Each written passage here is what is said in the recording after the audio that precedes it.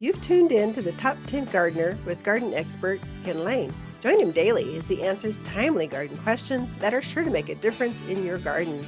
Now, welcome your host, Ken Lain. Birds. Birds. I love and garden for the birds.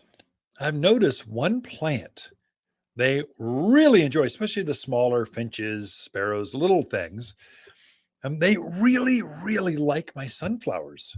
And they're not after the flowers, they're after the foliage of all things. I don't know what it is, roughage, whatever. And two things I notice. They love my sunflowers. I've got a SunBelievable. I've got two of them in one container. There's this beautiful, magnificent sunflowers, probably had 24 or more flowers. It's forever putting flowers on. It's claim to fame. SunBelievable. It's like unbelievable sunflower.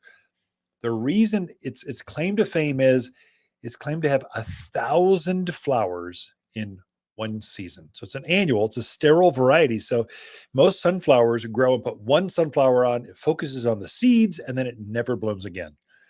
Not this one, because it's sterile. It's not focused on seed, it's focused on flowers. And so it just continually pushes up hundreds of flowers. I mean, it's really good. I planted it for the beauty of the flowers, but I noticed my little finches and things, they love the foliage. And so they're skeletonizing a few foliage. No, it's not bad.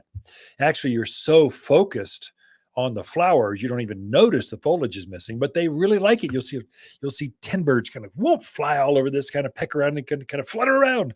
They're always so nervous and so cheerful in the morning when they sing.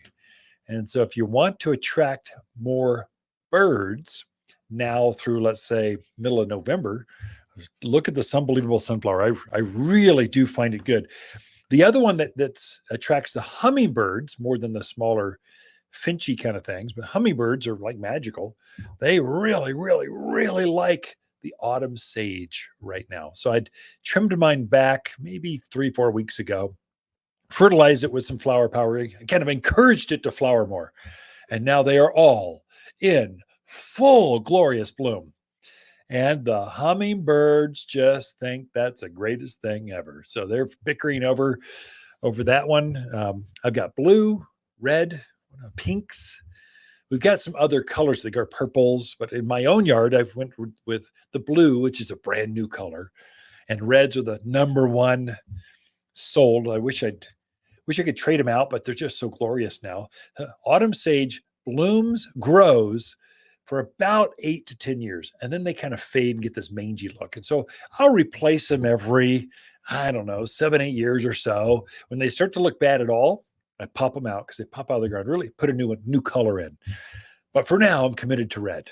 But if I had to do it over again, I really like that purple. It's called ignition purple autumn sage. It's kind of striking. I like that one.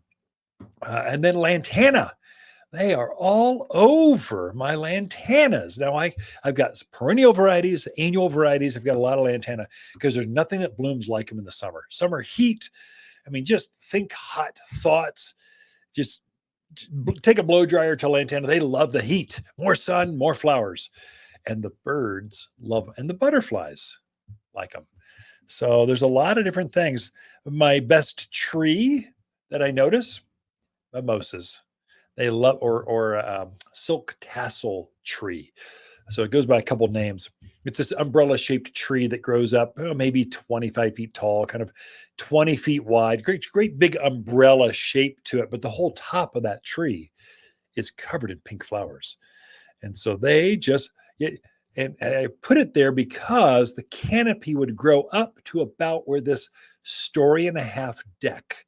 It's way up in the air. In fact, I'm looking down over the gardens. It feels like I'm in a treehouse or something. I wanted to feel more jungle-esque, more Tarzan feel than overlooking my gardens. Well, Silk Tassel or mimosas. Just think mimosa drinks. It's that tree. And it does do what I wanted. It brings all that activity. The top canopy of that tree is right there where you can reach out literally and look and touch. The swallowtails, the monarchs, the hummingbirds, they all love that. And so there's a lot of great choices. Oh, you're in the peak of the planting season. I think you can easily put in more plants easily. And if you don't quite have it pretty enough, you don't have enough birds, you don't have enough, you can still plant a SunBelievable. You can still put lantanas and lavenders and trees. You're coming into the tree planting season right now. So a great time. Come talk to us. Come visit. Say you heard the show. We love talking to fans.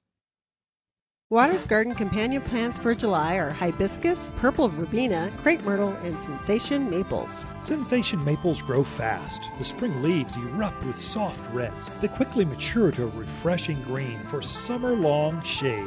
Autumn, it unleashes a brilliant display of red leaves. Where this maple really shines is in the areas with challenging garden soils. The picture-perfect tree to line driveways or shade a patio. You'll only find Sensation maples here at Waters Garden Center in Prescott.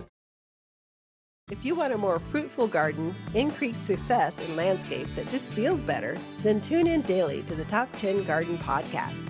Years of tips, tricks, and garden shortcuts are guaranteed to make your gardens nicer than ever.